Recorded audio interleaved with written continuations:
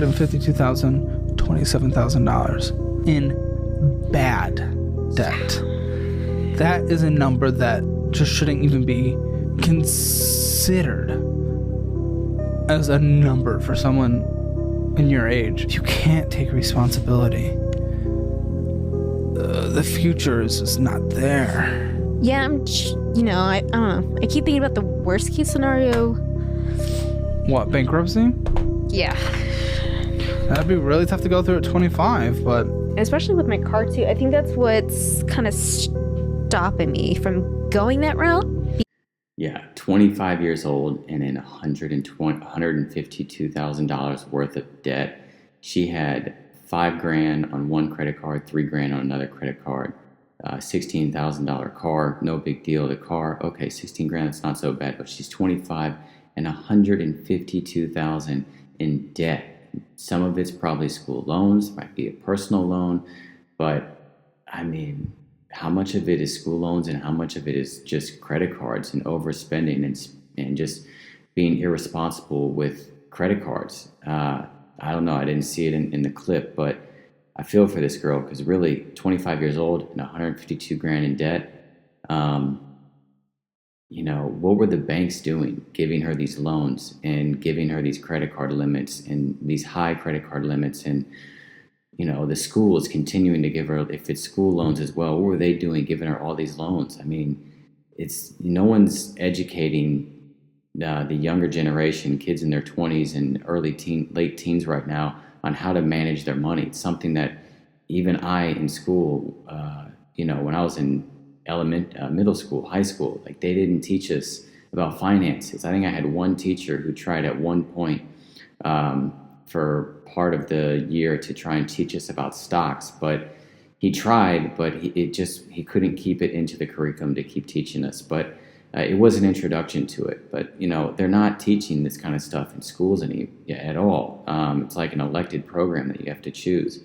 So I feel for this girl, $152,000 in debt, and she's honestly thinking about filing for bankruptcy. I mean, that's too young to be considering that, and she shouldn't have to at such a young age. But I hope this girl can get through it. I hope that people watching this video can see, you need to track and manage your money. You need to live below your means.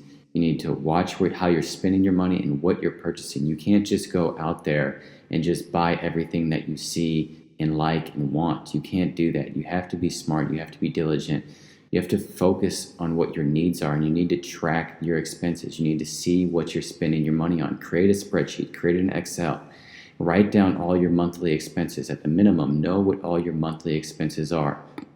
Your rent, your electric, your food, gas, groceries, miscellaneous things, cell phone bill, electric bill. Write all that stuff down so that you know every month what your monthly expenses are going to be. The things that are basically non-negotiable. Like this is what they are every month, and subtract that from your monthly income. And then what you have remaining is what you need to focus on. How much of it you can save and how much it is discretionary, meaning how much of it can go towards things that you want. So you need to focus. The most valuable thing I did in my life, one of the most valuable things to get myself out of debt, because I was in debt too. I was in about $58,000 worth of between credit cards and a HELOC. And I created an Excel spreadsheet and I tracked all of my expenses. And I still do that to this day, just as diligently and as disciplined as I did when I first started doing it 7 years ago. I need everyone to know this about being in your early 20s. You will meet people that are going to Europe every summer, buying new cars, buying new outfits, going to Coachella. And if you are wondering, how can they afford to be living like this? Like, is something wrong with me that I'm not able to spend like that? Just know they aren't spending like that because they're working harder than you, because they're networking better than you, because they're better connected. They're probably not even generationally wealthy. They are just in massive amounts of credit card debt. How much someone spends and the life that they portray on social media is not necessarily reflective of how much money they are really making. Yeah, what this girl is saying is totally true. Like a lot of us, we see our friends on social media and friends that are around us and in our circle going out there and taking crazy vacations, going to these festivals, parties, going out to nice restaurants and having drinks and partying on the weekends and going out on a Wednesday night, going to concerts, going to football games, basketball games, buying nice jewelry and shopping.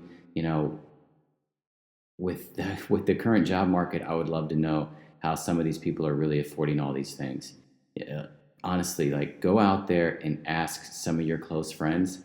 Ask them how much money, how much debt they're in, how much they make monthly, annually, what their paychecks are, what their incomes are. Ask them how much credit card debt they're in or how much school loan debt they're in, and ask that question. And then you'll be like, it'll make you, perhaps you're someone who's being smart with their money and paying attention to where their money goes. And you'll be like, wow, I thought I was doing worse than I really am.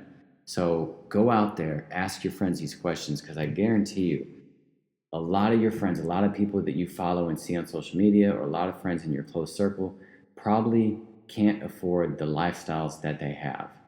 I have family members who make 200, 300 grand a year, and they live lavishly. They live well. They have everything that they want. And I know for sure, and I will say I have my assumptions, they don't have much in savings, and they're living nearly paycheck to paycheck. More than likely, I have more money invested than they do, and I make less money than they do.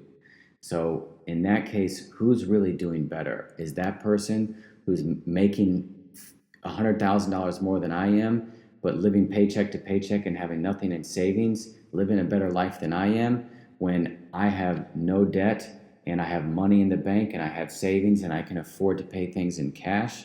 Who's really living a better lifestyle? I can tell you one thing: I don't have as much stress.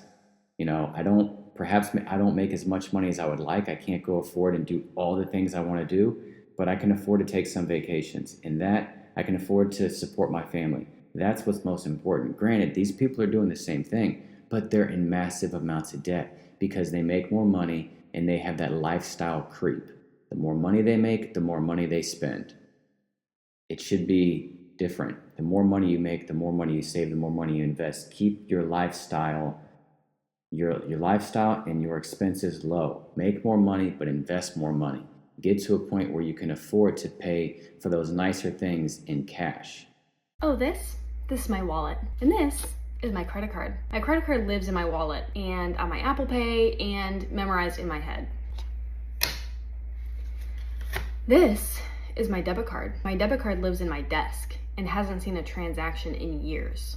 But now it will live in my wallet, and I will only pay for something if I actually have the cash for it, because I have lost my privileges with my credit card. Stop normalizing credit card debt. It can get out of hand so quickly, and I'm tired of it.